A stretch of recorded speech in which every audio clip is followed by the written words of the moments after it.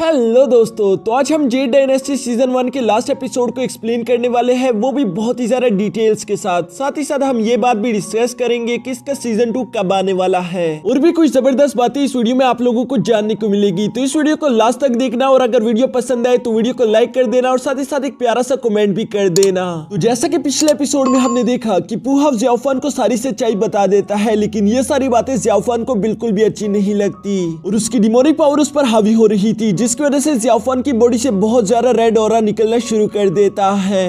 अब आगे तो नेक्स्ट एपिसोड के शुरू में हम देखते हैं कि ज़ियाओफान गुस्सा हो जाने की वजह से खुद की बॉडी पर काबू नहीं रख पा रहा था, उसे समझ नहीं आ रहा था कि वो क्या करे। दूसरी तरफ जिन्यू यहाँ पर ज़ियाओफान की ऐसी हालत देखकर काफी जरा गुस्से में पूहोंग की तरफ बढ़ना शुरू कर देता है, लेकिन मास्टर टियन सामने आकर उसे बचा लेते हैं। साथ ही साथ यहाँ पर कुछ डेसिपल ने जिन्यू को पकड़ लिया था, जिस पर जिन्यू कहता है कि मुझे छोड़ दो, आज मैं तुम लोगों को जिंदा नहीं छोड़ूंगा, तुम लोगों ने हमारे साथ बहुत बुरा किया है। जिस पर मास्टर पूहोंग कहते हैं कि मेरे भाई का वो सब करने का कोई भी इरादा नहीं था, वो फाइट की वजह से काफी जरा वीक हो चुका था, साथ ही साथ डिमोनिक पावर्स उसकी बॉडी पर हावी हो चुकी थी, जिसकी वजह से वो खुद पर काबू नहीं रख पाया और उसने तुम्हारे सारे के सारे विलेजर्स को जान से मार डाला। लेकिन ये सब करने के बाद वो बहुत ही ज्यादा पछता रहा था। ये सुनकर जिन्यू भड़कते हुए कहता है कि तुम्हें क्या लगता है कि इस तरह की बातों से उसके सारे गुनाह माफ हो जाएंगे? मैं तुम लोगों को इस तरह से माफ नहीं करने वाला। जिस पर मास्टर पूहोंग भी कहते हैं कि हाँ तुम ठीक कह रही हो, ये सारे के सारे गुनाह टियानियन टेंपल ने की है, तो इसका भुगतान भी वही करेंगे। इसलिए मैं किन्यू सेट की मास्टर से रिक्वेस्ट करना चाहता हूँ कि इन सब चीजों की सजा वो लोग ज़ियाओफान को ना दे, बल्कि इस सब के जिम्मेदार हम लोग हैं। ये सब सुनने के बाद ज़ियाओफान ईवल्स की तरह मुस्कुराते हुए कहता है कि आखिर तुम लोगों को यह हक किसने दिया कि तुम लोग मुझे जिम्मेदार ठहरा सको।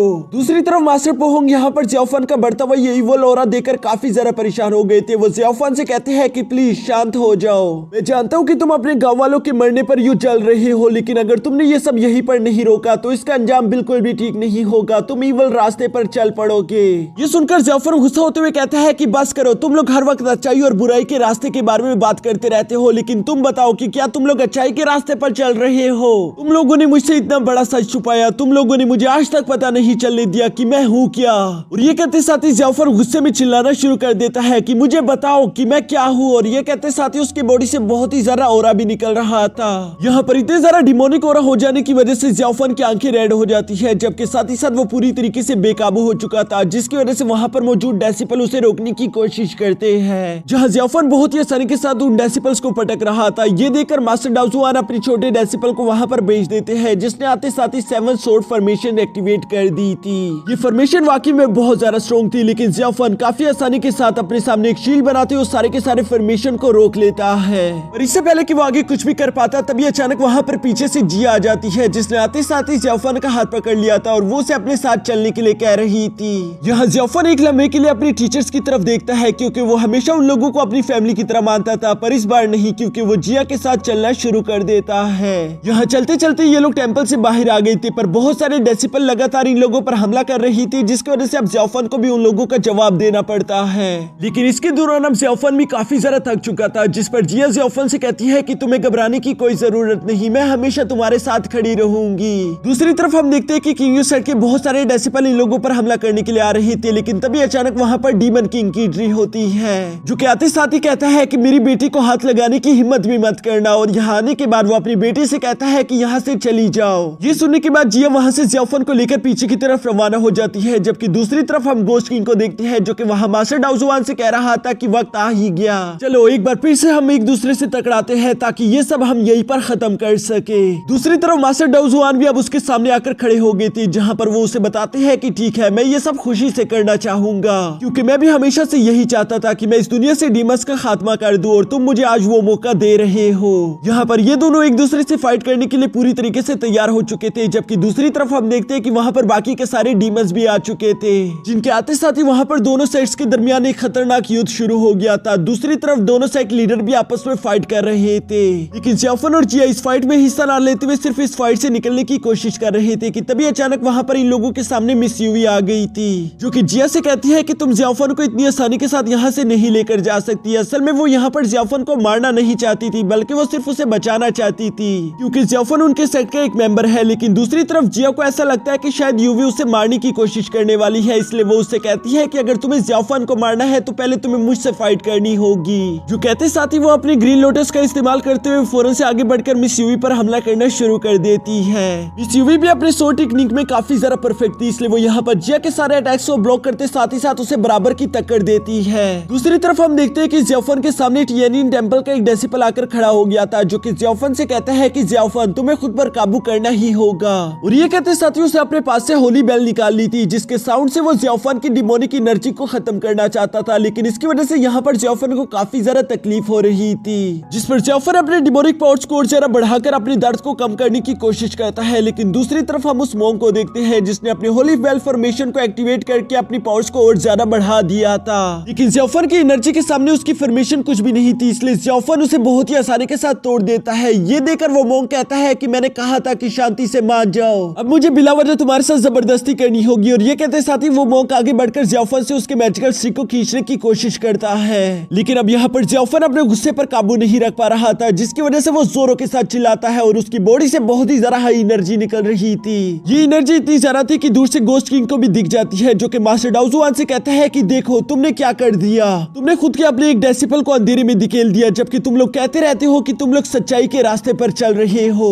मास्टर डाउजुआन कोई जवाब ना देते हुए सीधा गोस्ट किंग पर हमला कर देते हैं, जबकि दूसरी तरफ हम जियाफन को देखते हैं जिसकी एनर्जी अब बहुत ही ज्यादा बढ़ चुकी थी। वो पूरी तरीके से अपना होश खो बैठा था। वो बहुत ही तेजी के साथ जाते हुए सीधा उस मोंग को हिट करते हुए पीछे पटक देता है, जो देखकर अब उस मैसेंजर ने अपने बाकी साथियों को वहां पर भेज दिया था ताकि वो लोग जियाफन को रोक सके। लेकिन जियाफन बहुत ही तेजी के साथ मूव करते हुए अपनी एक ही स्लैश से उन सब लोगों को घायल कर देता है, जबकि साथ ही साथ उसने अपनी एनर्जी से वहां पर एक बहुत बड़ा ब्लास्ट भी कर दिया था। इस ब्लास्ट के बाद हम देखते हैं कि वहां पर मौजूद सारे के सारे डेसिपल जियाफन को देखकर काफी ज्यादा घबरा रहे थे। उनमें से किसी की भी हिम्मत नहीं हो पा रही थी कि वो जियाफन पर हमला कर सके। दूसरी तरफ हम देखते हैं कि मास्टर डाउजुआन और गोस्ट किंग के दरमियान भी एक खतरनाक युद्ध चल रहा था, जहां पर गोस्ट किंग की पावर ज्यादा हो जाने की वजह से वो मास्टर डाउजुआन को काफी बुरी तरीके से इंजर्ड कर देता है। लेकिन मास्टर डाउजुआन भी हार मानने वाले में से नहीं थे। वो फौरन अपने सी ड्रैगन को वहां पर समन कर लेते हैं, जिसने आते साथ ही गोस्ट किंग को पंच करके पीछे दीवार में पटक दिया था। गोस्ट किंग वहां से निकलने के बाद उस ड्रैगन के साथ फाइट करना शुरू कर देते हैं, लेकिन यहाँ पर वो ड्रैगन काफी ज्यादा खतरनाक होने के साथ साथ बहुत ही ज्यादा तेज भी था।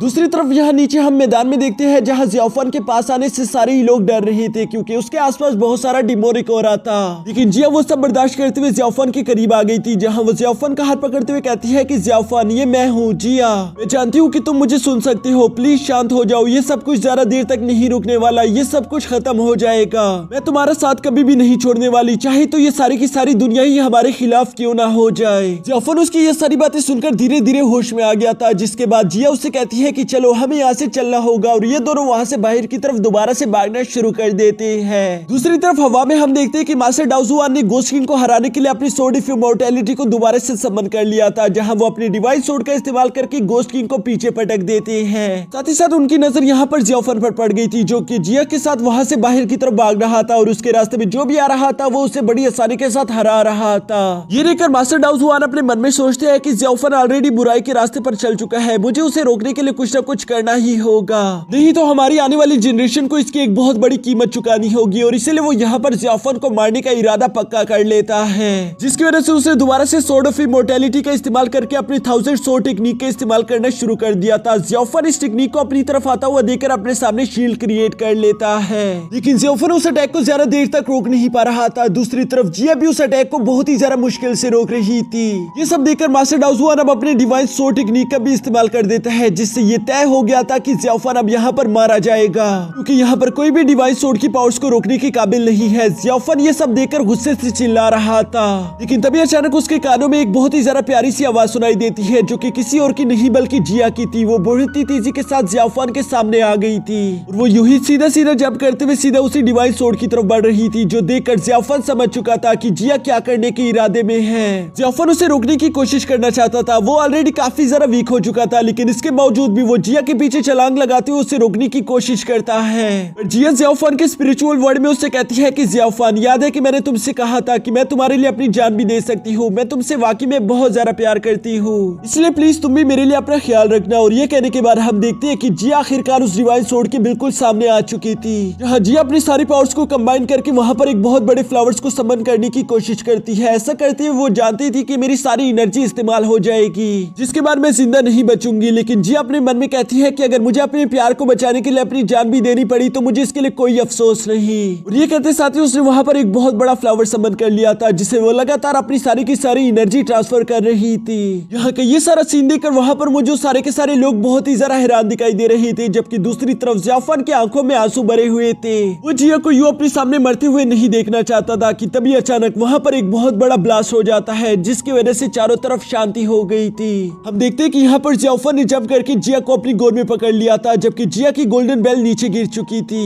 जिया बिल्कुल भी मूव नहीं कर पा रही थी, जबकि दूसरी तरफ ज़ियाफान पूरी तरह से खून के आंसू रो रहा था। वो जिया के साथ बिताए हुए अपने एक एक लम्हे को याद करता है। ज़ियाफान यहाँ पर इतना सारा टूट चुका था कि वो दर्द से चिल्ला रहा था। और इसके बाद नेक्स्ट सीन में हम देखते हैं ज़ियाफान को, जो कि पूरी तरीके से टूट चुका है। वो धीरे धीरे से एक जगह की तरफ बढ़ रहा था, जबकि साथ ही साथ उसे किसी की आवाज सुनाई दे रही थी, जो कि बात कर रहे थे कि जिया शायद नहीं बच पाएगी। वो इतनी ज्यादा पावरफुल नहीं थी कि वो मास्टर डाओजुआन के सोर्ड ऑफ इमॉर्टैलिटी का सामना कर पाती, लेकिन उसके बावजूद भी उसने खुद को कुर्बान करके उसका सामना किया। इसकी वजह से उसकी सोल को एक कर्स मिल चुका है। उसकी सोल उस गोल्डन बेल में कैद हो चुकी है। वो दोबारा से कभी भी रीइंकार्नेट नहीं हो पाएगी, यानी कि जिया को बचाने का कोई भी रास्ता नहीं। जिस पर गोस्ट किंग कहता है कि नहीं, ऐसा नहीं हो सकता, जरूर कोई ना कोई रास्ता तो होगा। ये सुनकर वो दूसरा आदमी कहता है कि नहीं, मेरी बुक ऑफ मेडिसिन में इसका कोई भी इलाज नहीं। लेकिन साथ ही साथ वो यहाँ पर इन लोगों को एक उम्मीद देते हुए कहता है कि डार्क विच का एक ट्राइब है जो कि डेजर्ट में रहा करता था। मैंने सुना था कि वो लोग किसी तरह के भी कर्ज को तोड़ सकते हैं, क्योंकि उन लोगों ने जादूगरी में बहुत ज्यादा महारत हासिल कर ली थी। हो सकता है कि वो लोग इस कर्ज को भी तोड़ दे, लेकिन ये सब बिल्कुल नामुमकिन होगा, क्योंकि ये सिर्फ एक कहानी है। कोई भी नहीं जानता कि वो लोग कहाँ पर मौजूद हैं। अगर हमने उनकी तलाश करना शुरू भी कर दी तब भी हमें हजारों साल लग जाएंगे। दूसरी तरफ हम देखते हैं कि ज़ियाफान धीरे धीरे चल के आखिरकार जिया तक पहुंच चुका था, जहां हम देखते हैं कि जिया किसी फ्रीजिंग पॉइंट पर पड़ी हुई थी, यानी कि उसकी बॉडी अभी के लिए सेफ है। यहाँ पर ज़ियाफान रोते हुए कहता है कि जिया, तुम बहुत ज्यादा बेवकूफ हो। तुमने आखिर ऐसा क्यों किया? तुमने मुझे मौका तक नहीं दिया ताकि मैं तुम्हें बता सकूं कि उस रात मैंने एंशिएंट वेल में क्या देखा था। मैंने उस एंशिएंट वेल में तुम्हें देखा था। और ये कहने के बाद ज़ियाफान रोना शुरू कर देता है। यहाँ पर दोस्तों मैं आप लोगों को बता दूं, एंशिएंट वेल में जिसका भी चेहरा आप लोगों को दिखाई देता है, आप उससे सच्चे मन से प्यार करते हो। यहाँ इस इमोशनल सीन के बाद पूरे 10 साल गुजर जाते हैं, जिसके बाद हमें एक डेजर्ट का सीन दिखाया जाता है, जहाँ पर हम उसी बूढ़े आदमी को देखते हैं जो कि अपने ग्रैंड डॉटर से कह रहा था कि तुम नहीं जानती कि किस्मत और वक्त किसी भी इंसान को बदल देता है। यहाँ पर वो ये सारी बातें कर रहा था, जबकि दूसरी तरफ दूर कहीं हम कुछ डीमंस को देखते हैं जो कि किसी को रोकने की कोशिश कर रही थी। लेकिन यहाँ पर वो आदमी बहुत ही ज्यादा पावरफुल था, जो कि अपनी जगह से बिना हिले भी वहाँ पर मौजूद सारे के सारे लोगों को बहुत ही बुरी तरीके से मार रहा था। उसके हर कदम के साथ वहाँ चलते चलते आग लग रही थी, जबकि सामने वाले डीमंस उसे देखकर ऐसे डाल रहे थे जैसे कि उनके सामने कोई भूत आ गया हो। वो बंदा भी धीरे धीरे करके उनके बीच में से ऐसे चल रहा था जैसे कि उसे कोई फर्क ही नहीं पड़ता कि उसके सामने कौन खड़ा है। और यहाँ पर हम देखते हैं कि वो सारे के सारे डीमन एक साथ उस पर हमला कर देते हैं। लेकिन उसके कुछ ही सेकंड बाद हम देखते हैं कि वो वॉरियर अकेले ही वहाँ पर मौजूद सारे के सारे डीमंस को जान से मार डालता है, जबकि उनमें से एक डीमन खुद की जान बचाकर वहाँ से भागने की कोशिश करने वाला था। वे अचानक कहीं से मैजिकल स्टिक बहुत ही तेजी के साथ आकर उस लास्ट डीमन को भी जान से मार डालती है, जिससे हमें मालूम हो जाता है कि ये वॉरियर कोई और नहीं बल्कि ज़ियाफान है, जो कि पहले से बहुत ही ज्यादा खूंखार और खतरनाक बन चुका है। उसे अब किसी को मारने से कोई फर्क नहीं पड़ता। और इसी के साथ हमारा ये सीजन यहीं पर खत्म हो जाता है। तो दोस्तों आप लोग जरूर जानना चाहते होंगे कि इसका नेक्स्ट सीजन कब आने वाला है। तो दोस्तों इसका नेक्स्ट सीजन पूरे 3.5 महीनों बाद आएगा, क्योंकि अभी जेड डायनेस्टी की जगह एक सीरीज आने वाली है जिसका नाम है नोवोलैंड ईगल। ये सीरीज बिल्कुल मार्शल यूनिवर्स की तरह है, जिसमें हम देखेंगे एक बहुत ही ज्यादा कमजोर इंसान को वो अपने दोस्तों की हिफाजत करने के लिए कैसे डेविल्स के खिलाफ अकेले खड़ा हो जाता है। मैंने जब ये सीरीज देखी थी तो मुझे इसका हीरो भी बिल्कुल लिंग डोंग ही लग रहा था। और दोस्तों ये सीरीज मैं वैसे भी अपने इसी चैनल पर एक्सप्लेन करने वाला हूँ, तो अगर आप लोगों को ये सीरीज एंजॉय करनी हो तो आप लोग मेरे इस चैनल को सब्सक्राइब कर लो। और जब 3.5 मंथ के बाद जेड डायनेस्टी का सीजन 2 आएगा तो वो भी मैं आप लोगों के लिए इसी चैनल पर एक्सप्लेन कर दूंगा। तब तक के लिए आप लोग इस चैनल को सब्सक्राइब करके बाकी वीडियोस को एंजॉय करो।